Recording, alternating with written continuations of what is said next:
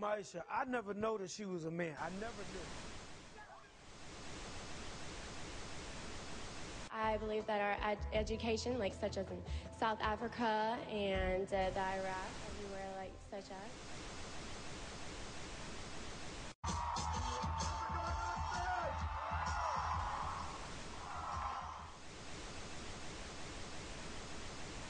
Platform 8 for the 2228 Southern service to Eastbourne via Lewis. Please join flight 2. One option, placing a tracking microchip under a service member's skin. Former Special Operations Officer. And if you hear the shouting, it's a group of demonstrators who've come. 9/11 was an inside job.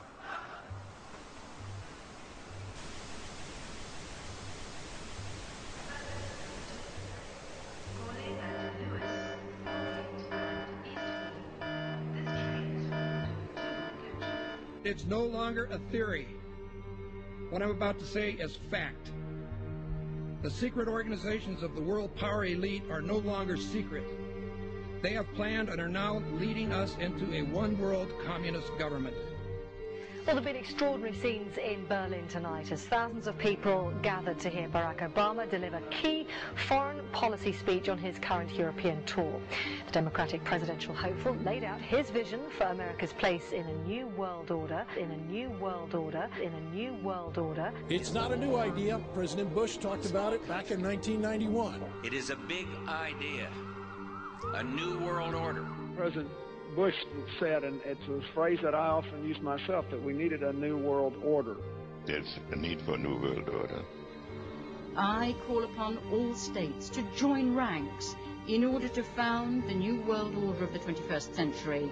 We have before us the opportunity to forge for ourselves and for future generations a new world order. When we are successful, and we will be, we have a real chance at this new world order. And people talked then, in 1990, of a new world order. And the question for us is how we meet and master all these challenges to ensure that Britain enhances its competitiveness in the process and realizes what I believe is our destiny of success in this new world order. So, in conclusion, ladies and gentlemen, a new world is emerging. It is a new world order with significantly different and radically new challenges for the future. And people better understand that they mean exactly what they're saying. It's a new world order they're trying to create, and they're trying to do so not only without approval or consent of the governed in this country, but despite the popular will. This is a straightforward assault by the elitists in this country. There is a global meltdown coming. It is a global depression, and one world currency and one world financial system is the end game. China said last week they want one global currency. France said yesterday or the day before that they want one world order, a new world order, at the end of this event. Gordon Brown will today call on fellow world leaders to seize the opportunity created by the worldwide economic crisis to create a truly global society. The Prime Minister will use a high-profile speech in the City of London to say that Britain, the US and Europe should join together to create a new, stronger and more just world order.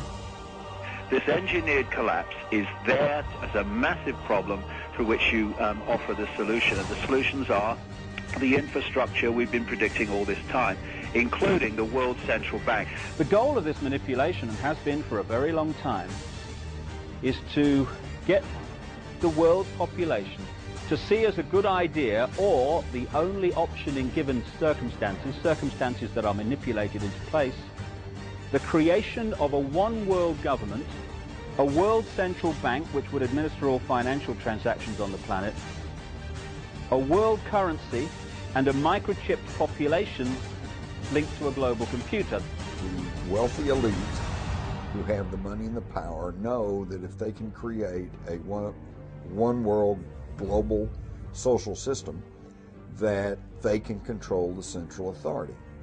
In other words, world control, world domination, one of the oldest desires in the history of the world. There's a very, very clear-cut and easily identifiable system in place that puts all of these elements from media control to government control to energy control together into one apparatus working together effectively towards its final goal, which is, you know, global control. Because of the compartmentalized pyramids that they've constructed within all these institutions of government and finance and corporations, the vast majority of people who are daily making contributions to push the world in this towards this Orwellian global state have no idea that they're doing that, because they don't know how their contributions fit in with everyone else's. Only the few at the top do. Most people don't have a clue that unelected private bankers actually control the governments of the world. There is this like cozy little myth that is perpetuated between politicians and the media.